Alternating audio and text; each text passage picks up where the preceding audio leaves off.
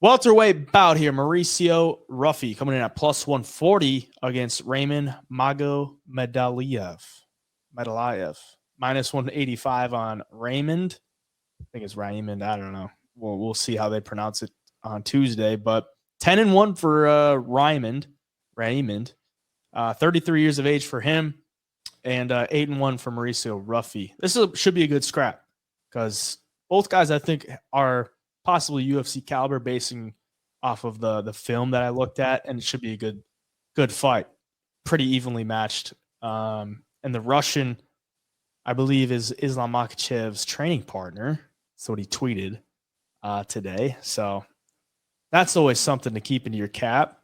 Mauricio Ruffy, all of his wins come by knockout. He's never been to a decision ever. He's never been submitted. He's never submitted anybody. So he's going to look to keep this one on the feet, swing some bombs.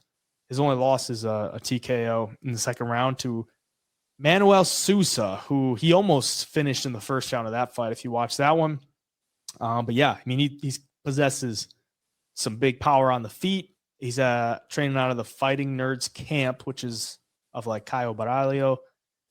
So both guys come from good camps. Should be a good fight. What are you liking in this one? Yeah, with Raimond, you look at his record, and he's fought good guys who have decent name value. I mean, Impa Kasanganay in the Eagle FC, you've seen him fight in the PFL. He's a decent opponent. He was 9-2 at the time. He's fighting dudes who are 12-1, 9-0. Like, this dude's not taking super easy fights, and he's winning them. Some by decision, some by finish. And the one thing on his side, he can strike pretty well, but I think he will have a pretty good wrestling and grappling advantage in this fight if he can get there. Ruffy's strong, though. And I was watching his tape, and I was like, who does he remind me of, like, with that striking style? He's got, like, a mix of McGregor and Johnny Walker. Like, McGregor, he kind of stands in that open stance with his hands out, trying to, like, kind of feel you out a little bit. But some of his counters and striking reminds me of Johnny Walker. I mean, the dude is a really powerful striker, but he's a really good counter puncher too. Yeah. He's almost waiting for guys, draws you in. In his last fight, he landed a shot that put his opponent down that was almost identical to Sean O'Malley versus Aljo, where he just waited, and then just snuck that right hand in there. So his striking's nasty. He's pretty big. He's pretty strong, so he might not be as easy to take down as Raimond would like. But if Raimond does get this fight to the ground, I think he's going to have a serious advantage. But if he can't, and he's on the feet, he's got to be cautious at all times because, like I said, man, Ruffy is fun to watch. He hits hard, he swings hard, and if he can withstand the grappling and get Raimond just a little bit tired without gassing out himself, I think he's got a chance to make it close as the fight goes on. Because every round starts on the feet, and while this fight's on the feet, he's always going to have a chance. So I think this is one people are going to like because Raimond does have good grappling and wrestling, but he'll stand and trade with dudes too. Like, he has no problem standing there striking. And two higher level guys like that should be fun to watch. And like you said, I think both these guys are UFC caliber. This could be one of the better fights on the card. For the pick, I am going to go with Raimond just because he's got more tools in my opinion. But betting wise, like I'm not so sure I'm not going to have a Mauricio Ruffy KO prop in there somewhere because this dude hits extremely hard.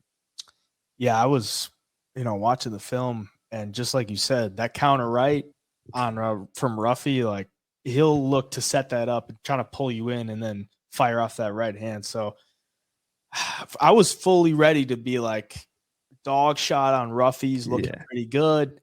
And then I saw Raimond trains with Islam and I'm like, do I really want to go against that, man? Like, I don't want to do that.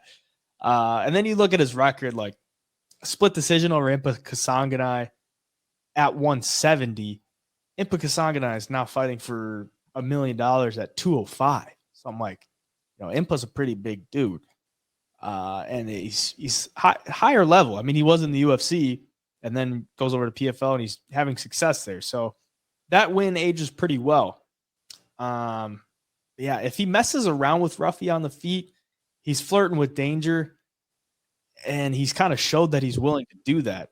But then you also look at his grappling exchanges.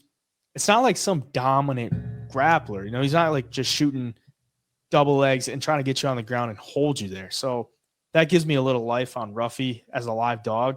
I do think he's live. I mean, he's got big power.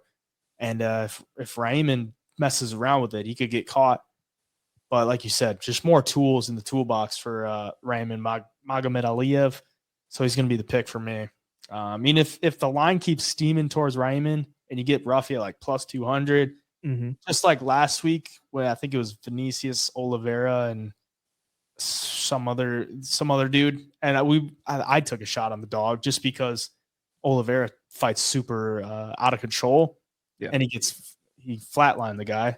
The bet doesn't look good, but I still think, plus 200, plus 250 on him is worth a shot. So for the pick, I'm going to go with Raimond, but stay tuned to the bets.